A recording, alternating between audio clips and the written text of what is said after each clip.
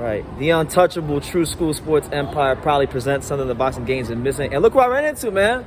The man of Counterpunch Boxing News. What's good, champ? What's up, man? How y'all guys doing? Just glad to be here at this press conference, you know, seeing some of the best lightweights get it on. Yeah. And take it to everybody. And I'm just glad to be a part of it. Absolutely. Yeah, man. Running to my boy, True School Sports. Been watching him for years, you know. So I appreciate that, man. no problem, man. Thank you. So, like, how you feeling about the fights tomorrow? We know Linares and Haney. I think this is the biggest challenge at 135, honestly. You know, it's not Luke Campbell. You get the guy that beat Luke Campbell. You don't get the guy, you know, Luke Campbell's good by itself. But if you're going to compare someone, you get the guy that beat that guy. And then Linares is the guy that beat that guy. So for Devin Haney, I think this is the toughest fight for the four kings in the division. Absolutely. Wow, okay. Never thought of it that way, but you're right. You make a great point. Absolutely. As far as with the whole Luke Campbell Linares thing. Yeah, because it's all about who's fought the best. If they can't fight each other, who have they fought? He's the best. And Devin Haney, we'll see. And he will be the test. I'm looking forward to it, man, because, you know, the jury's still on Devin Haney. You know, he beat Gamboa, but it wasn't sensational. Right. It's been 2 years since the Antonio Moran, where he was really, like, at the peak of his hype.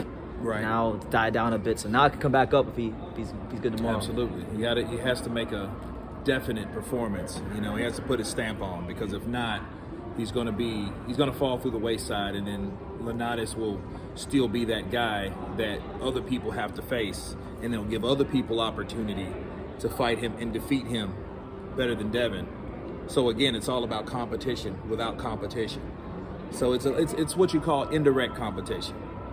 You know, it's the who have you fought type of era versus the guy that you should fight. No, it's who else have you fought. Yeah. So that's what happens each and every time. See, like Linares, Luke Campbell fought Linares. Linares beat Luke Campbell. Very competitive fight. Cool.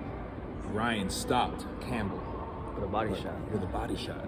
Like Linares beat Campbell. So if Devin can do the same thing that King can do, Ryan, he's making a splash. But it's gonna be tough, because that's how you can get yourself in trouble. You know, remember Joshua and Ruiz, and then Wilder and Brazil. Joshua tried to make a point, didn't he? He did. Yeah, you're right. Because at the time, you know, Joshua had this invincible aura, and they were always trying to outdo each other. Right. And he got clipped in a major way. Absolutely. Yeah. So I think he has to be careful, because, you know, he's a young fighter. He has to understand what he's best at. If it's not at knocking people out and it's going 12 rounds, by God, go 12 rounds. But if you're not King Ryan Garcia, don't be King Ryan Garcia, because he's never been in there with Linares. Counterpunch dropping some gems on y'all. I'm gonna ask you this last thing before we go back in there, man. What do you think about a potential fight between Devin Haney and Teofimo Lopez? If it ever came about, who would you favor in a fight like that? Honestly, I don't think that fight's going to happen at 135. Yeah, I think it's going to happen at 147. Oh, wow. You're not even saying 140. Yeah, it's 147. Because they're going to look, because with all the other things that could happen in the division, they just got to keep winning. And when they do, it's going to be like De La Hoya and Mosley. Okay. And they didn't fight until 147, right? Yeah. You know, they fought in the amateur just like these guys. It's going to be one of those things, man. It's not going to happen right now. They're going to marinate until they can't marinate no more. That's it. Until they tap out, and they'll tap out at 147.